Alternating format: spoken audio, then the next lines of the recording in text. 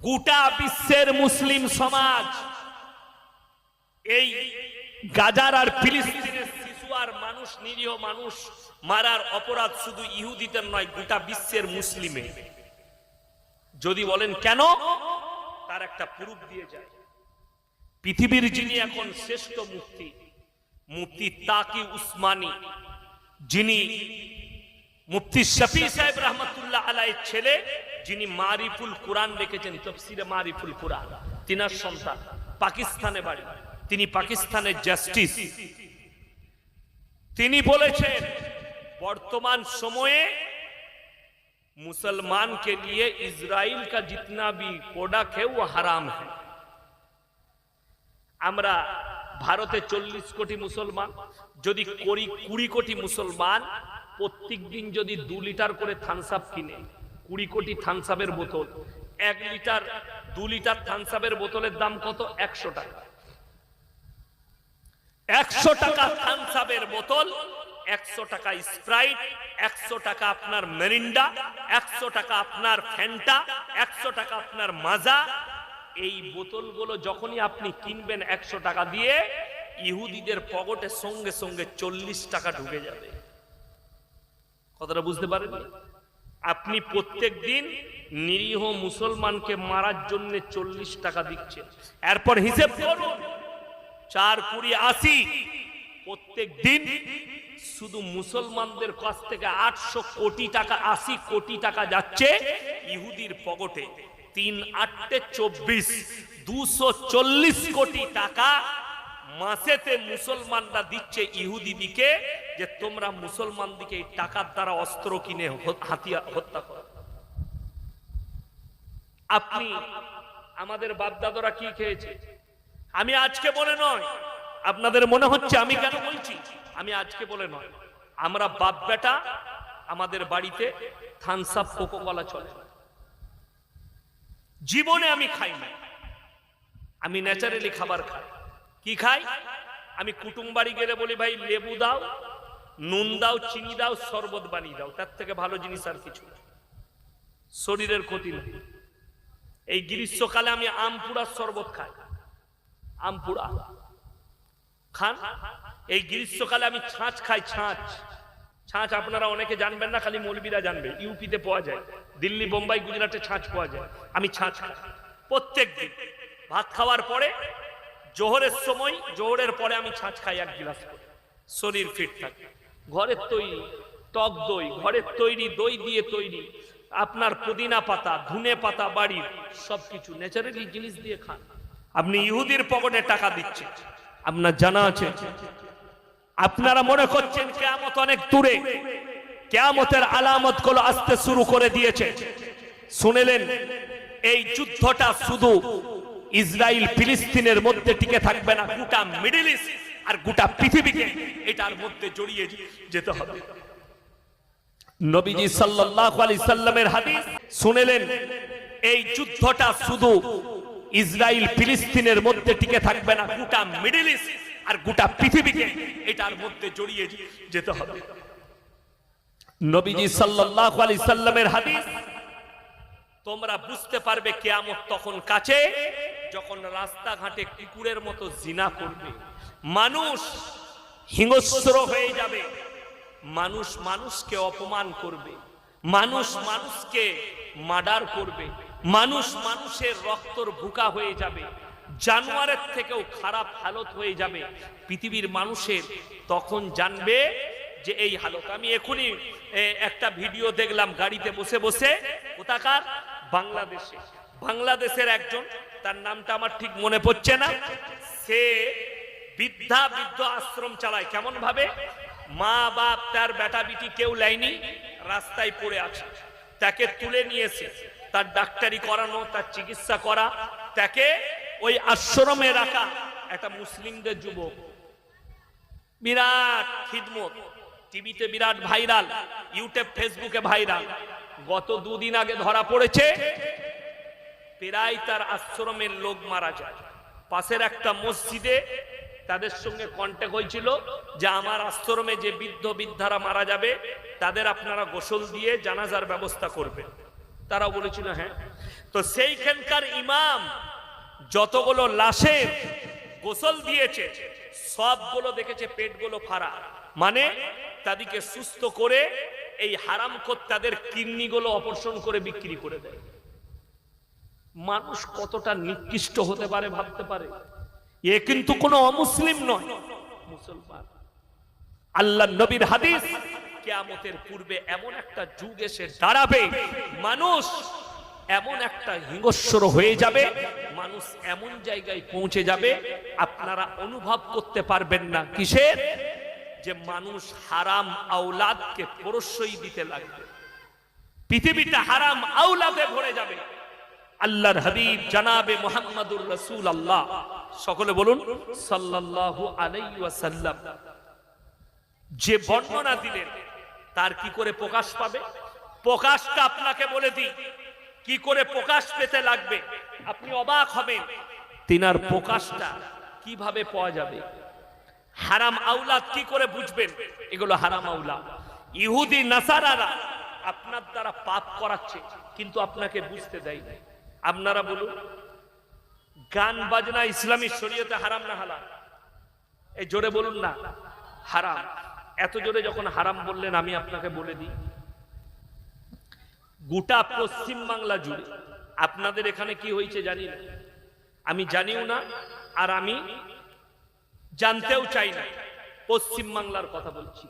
কালকে আমি যেখানে ছিলাম পূজালিতে বজবজে, সেখানেও হয়েছে।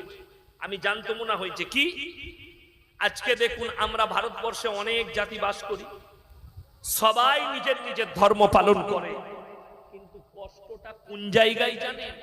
কষ্টটা আমাদের ওই জায়গায় যে আমরা নিজের নিজের ধর্ম তো পালন করি, তারাও পালন করে। আপনার মসজিদের পাশ দিয়ে কোনো হিন্দু ভাইরা ঠাকুর ভাসাতে যাচ্ছে গান বাজিয়ে, বক্স বাজিয়ে, আপনি অভিযোগ করলেন যে ও হিন্দু ভাইরা খুব বদমাশি করেছে, মোবাইলটা আমাদের মসজিদের সামনে গান বাজনা বাজিয়েছে, খুব বড় বদমাশি করেছে। আপনি কষ্টও পেলেন, আপনার বুকে ব্যথাও হলো, আপনি কষ্টও পেলেন, কিন্তু কষ্টটা আরো কোথায় জানেন? আপনি ওই গান বাজনা বাজিয়ে তারা তাদের ধর্ম পালন করেছে, আপনি কষ্ট পেয়েছেন। অথচ খুব দুঃখ লাগে আমার মুসলমান ভাই, যেদিন থেকে ঈদের চাঁদ উঠেছে প্রত্যেকটা গ্রামে, বেশিরভাগ গ্রামে কি হয়েছে? মুসলিম যুবকরা ডিজে বাজিয়েছে হিন্দি গান সারা রাত, ঈদের দিনে সারা দিন। অনেক গ্রাম, পূজারিতে যেখানে ছিলাম সেখানেও হয়েছে। কারা বাজিয়েছে? মুসলিম যুবকরা। একটা হিন্দু ভাই গান বাজালে আপনার ব্রেনে ব্যথা লাগে, আপনার কষ্ট হয়, কিন্তু দুঃখটা কোথায় জানেন? আপনার বেটার বিটির বিয়ে হলে আপনি দুধ দিদারে গান বাজাচ্ছেন। আজকে মুসলমান বেটার বিয়েতে হিজড়ে নাচায়, বেটার বিয়েতে গান বাজায়, গান বাজনা করেন। আল্লাহর কসম করে বলে যাচ্ছি, যে বিয়েগুলো শরীয়ত বিরোধী বিয়ে, সেই বিয়েতে না বরকত হতে পারে, না তাদের তারা সন্তান নেক জন্ম নিতে পারে।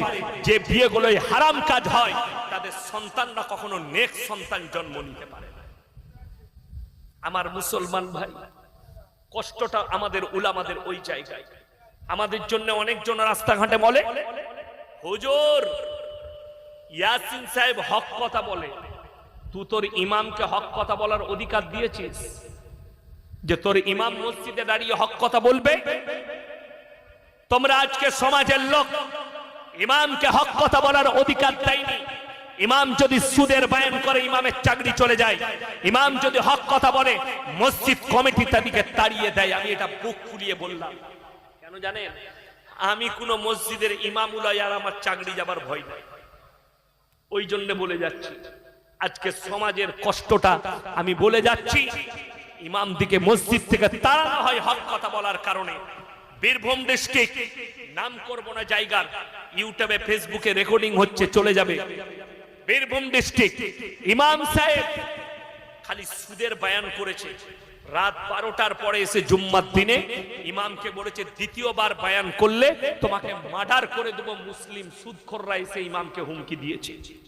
আমি বলে যাচ্ছি, পুরো প্লেন আমার বর্তমানে যদি বলেন জানতে চাই, আমার গাড়িতে চপুন, যদি বাপের বেটা হন, আপনাকে আমি সেই ইমামের কাছে নিয়ে গিয়ে প্রুফ দেবো। রমজানুল মুবারকের মাস, মাইয়াত হয়েছে, ইমাম সাহেব মাইয়াত হলে জানাজার ময়দানে এলান হয় না, হয় না? অনেক কিছু এলান হয়। দেখবেন গ্রামের মোড়ল যে থাকে সে দাঁড়িয়ে বলে, কিংবা ইমাম সাহেব বলে যে ইনার এটা সন্তান, যে চাচা মারা গেছে চাচার সন্তান। যদি কোনো কিছু আপনারা কেউ ধার দেনা করে থাকেন, সন্তানকে বলবেন পরিশোধ করবে। জানাজার নামাজ হয়ে গেছে, এখন মাইকটা নিয়ে গ্রামের মোড়ল এলান করছে, মাইয়াত বাড়িতে যারা এসছেন মাটি দেওয়ার পরে সবাই খানা খেয়ে যাবে, খানার ব্যবস্থা আছে। ইমাম সাহেব মাইকটা কেড়ে নিয়ে বললে, রমজান মাসে খানার এলান করা হারাম। আল্লাহর কসম করে বলছি, সকালবেলায় মসজিদ কমিটি তাকে তাড়িয়ে দিয়েছে। এটা আমি মিথ্যা বানানো কথা বললে আমার উপরে গজব নাজিল হবে খোদা। সকালবেলায় মসজিদ কমিটি তাকে তাড়িয়েছে, ভুল কথা বলেছো। আর আমি একটা জলসাই বললাম আমার এলাকায়, বর্ধমান জেলায়, আজকে আবার বলে যাচ্ছি, রমজান মাসে মাইয়াত বাড়িতে খানা রান্না করাটাই হারাম। তখন বলছে ইয়াসিন সাহেব হক কথা বলেছে। আমি বললে হক, আর তোর ইমাম বললে চাকরি যাবে। তুমি তোমার বিবেককে জিজ্ঞেস করো, তুমি কাকে ভালোবাসো? তুমি আল্লাহকে ভয় করো? যদি আল্লাহকে ভয় করে থাকো, মসজিদ কমিটির উচিত, ইমাম সাহেব আপনি কোরআন হাদিসের কথা বলবেন, হক কথা বলবেন। যার গায়ে লাগবে সে আর মসজিদে আসবে না, তা না হলে হক কথা শুনতে হবে। সুদের বায়ান করুন, গাঁজার বায়ান করুন, লটারির বায়ান করুন, চাষের বায়ান করুন, আপনি হারাম হালালের বায়ান করুন, কিন্তু ইমাম দিকে বাধা দেওয়া হয়, চাকরি চলে যায়। এটাই তো কষ্টে, এটাই তো দুঃখের। আজকে আমি বলতে গেলে গায়ে লাগবে। এরকম জলসা আপনার গ্রামে শুধু নয়, পশ্চিম বাংলায় পাড়ায় পাড়ায় হচ্ছে, পশ্চিম বাংলায় গ্রামে গ্রামে হচ্ছে। 1 লাখ 1.5 লাখ করে খরচ, যে যেরকম পাচ্ছে খরচ করে জলসা করছে। বক্তা যদি বলে 30,000, তাই দাওয়াত নিয়ে নিচ্ছে। আমাকে পরশু শিলিগুড়ি থেকে ফোন করেছিল, হুজুর সামনে বছরের ডেট নেব। আমি বললাম ভাই আমি তো মাদ্রাসাওয়ালা লোক, মাদ্রাসার ক্লাস করি, আমার পক্ষে যাওয়া তো অনেক অসম্ভব। বলে হুজুর বৃহস্পতিবার থেকে ডেট দেন, ছুটি থাকে শুক্রবার, তাহলে আপনি বৃহস্পতিবার আসুন। আমি বললাম 50,000 টাকা লাগবে, আমি গাড়ি ছাড়া যাই না। বলে হুজুর ডেটটা লিখেলেন, কবে টাকা পাঠাতে হবে বলুন। কথাটা বুঝাতে পারলাম আমি কিছু?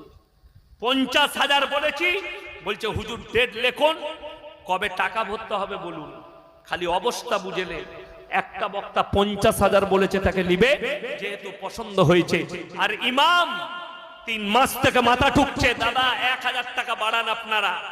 ইমামের বেতন বাড়ে না, 1.5 লাখ টাকা দিয়ে জলসা করছে। তাদের জন্য দুঃখ, তারা কোনোদিন ভালো আসতে পারে। আমাকে দাওয়াত দিবেন না দিবেন আমার কোনো যায় আসে না। যদি বলেন এরকম বক্তাকে দাওয়াত দিবি না, আলহামদুলিল্লাহ, কিন্তু 25 সালে আর আমার কোনো ডেট খালি নেই। কথাটা বুঝতে পারেননি? এই ঈদ কতদিন হলো? আজকে কদিন হচ্ছে ঈদের? 13-14। 25 সালে ঈদের পরের দিন থেকে ডেট খালি নাই। 26 সালে ঈদের পরের দিন ডেট বুক হয়েছে। আমি বাঁচবো নাকি আমি নিজে জানি না, আল্লাহ আমার হায়াত রেখেছে নাকি। তারা বলছে টাকা পাঠাবো না, এখন টাকা পাঠাই না, আমি নাও বাঁচতে পারি, টাকা পাঠাস না। তাহলে হক শুনতে গেলে কষ্ট খেতে হবে, দিলে ব্যথা খেতে হবে, কিন্তু হক শুনে। আমি ইয়াসিন বলে যাচ্ছি আপনাকে, 1.5 লাখ 2 লাখ 5 লাখ টাকা খরচ করে জলসা যদি করতে পারো, ইমামের বেতন যদি উপযুক্ত না দিতে পারো, এই জলসা করে কোনো ফায়দা নাই। খালি বক্তাদের পকেট গরম করা হবে। আরে দোয়া, সব থেকে বড় দোয়া তো ইমাম করবে। আমাকে জলসাই দেখেছে, আপনার বাপ মরে গেলে যদি আমাকে ফোন করেন, হুজুর আমার গ্রামে জলসায় এসেছিলেন, আমার আব্বা মারা গেছে, আমি বলবো বাবা তোমার আব্বাকে জান্নাতি করো।